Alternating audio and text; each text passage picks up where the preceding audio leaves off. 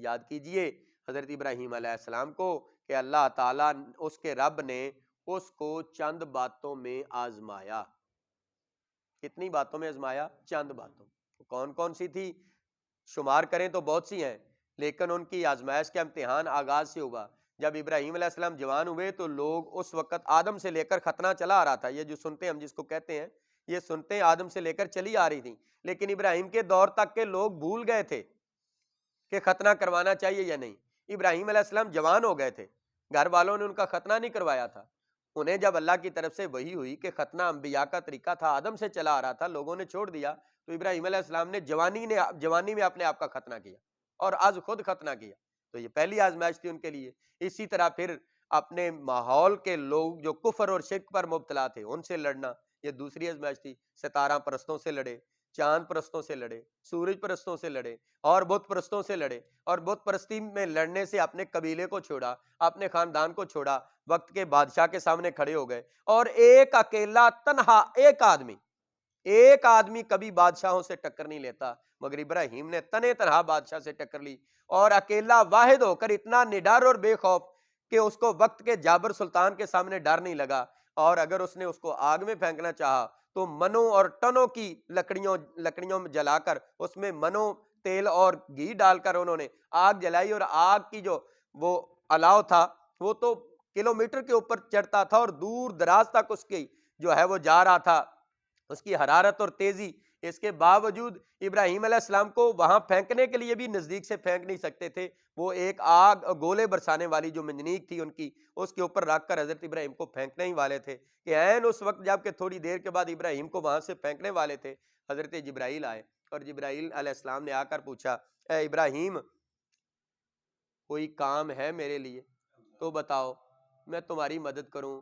ابراہیم علیہ السلام بھی رب کو اتنا چاہنے والا تھا، کہنے لگا مجھے تمہاری ضرورت نہیں. اب حضرت ابراہیم نے کہا کیوں ضرورت نہیں؟ جبریل علیہ السلام نے کہا.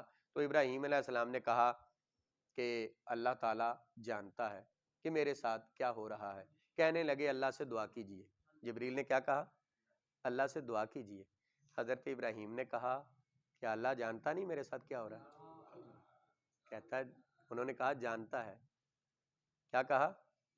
جانتا ہے. کیا کہتے ہیں کہ جے سونا میرے دکھ وچ راضی تے میں سکھ نو چولہے ڈاواں.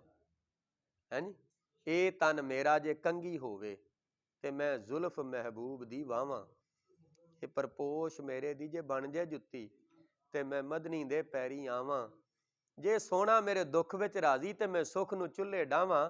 یار فریدا کتے مل پے سونا تے میں رو رو حال سناواں. تو ابراہیم علیہ السلام نے کہا کہ وہ مالک ہے، وہ جانتا ہے کہ ابراہیم کے ساتھ کیا ہونے والا ہے. جب وہ جانتا ہے تو پھر مجھے عرض کرنے کی کیا ضرورت؟ کہنے لگے کچھ عرض کرو تو بہتر ہے، تھوڑی دیر کے بعد آگ میں پھینکے گے. اب ابراہیم کا جواب کیا؟ انہوں نے کہا اگر میرا رب چاہتا ہے کہ ابراہیم آگ میں جلے تو جلوں گا. اگر اللہ چاہتا ہے کہ میں آگ میں جلوں تو جلنے کے لیے تیار ہوں. اگر وہ چاہتا ہے بچا لے تو بچا لے، بچانا چاہتا ہے تو بچائے، جلانا چاہتا ہے تو جلائے. بچانا چاہتا ہے تو بچائے، جلانا چاہتا ہے تو جلائے. اس پر اقبال نے کہا بے خطر کود پڑا آتش نمرود میں عشق. یہ حضرت ابراہیم سراپا عشق تھے نا، اللہ سے محبت اور عشق کی دولت لے کر کوئی ڈر نہیں لگا اور آگ میں چھلانگ لگانے کے لیے تیار ہو گئے. بے خطر کود پڑا آتش نمرود میں عشق، عقل ہے محو تماشائے لبے بام. ابھی اگر عقل سے نرا کام لیا جاتا تو سوچتی اتنی آگ کے اندر جانا پھر کیا بچے گا. لیکن یہ عشق اور محبت تھا جس کے سلسلے میں انہوں نے فیصلہ کیا کہ میرا مالک چاہتا ہے جلنا تو جلنا چاہیے، اگر وہ بچانا چاہتا ہے تو بچا لے. تو اللہ تعالیٰ نے پھر جو ہے جب وہ پھینک دیا، انہوں نے، میرے رب نے آگ کو آرڈر دیا کہ میرا پیارا پیغمبر ایک آنے والا تیرے پاس، قل نا یا نار کونی، ہم نے کہا ہے آگ ہو جا بردن، ٹھنڈی. اب قرآن مجید کی اس آیت کی تفسیر میں آتا ہے اگر اللہ کا اتنا ہی حکم ہوتا نا کہ ٹھنڈی ہو جا تو آگ اتنی ٹھنڈی ہوتی کہ اس ٹھنڈک سے بھی ابراہیم کو نقصان پہنچتا، برف سے بھی نقصان ہو جاتا. تو اللہ تعالیٰ نے ساتھ کہا بردم و سلامن، اتنی ٹھنڈی ہو جس سے ابراہیم کو سلامتی پہنچے، نقصان نہ ہو ابراہیم کا. یعنی اتنا کوئی ٹھنڈا ہونا، زیادہ ٹھنڈا بھی نہ ہو. تو بردم و سلامن علی ابراہیم. تو کہتے ہیں حضرت ابراہیم علیہ السلام آگ کے اوپر اس طرح کھیلتے تھے جیسے پھولوں کے اوپر آدمی کھیلتے، پھولوں کی سیج پر کھیلتے۔ تو اللہ تعالیٰ جس کے لیے جو چاہے کرتا ہے۔ تو ابراہیم کو اللہ تعالیٰ نے آزمایا، آگے بہت سی آزمائشیں ہیں، کیا کیا بیان کروں۔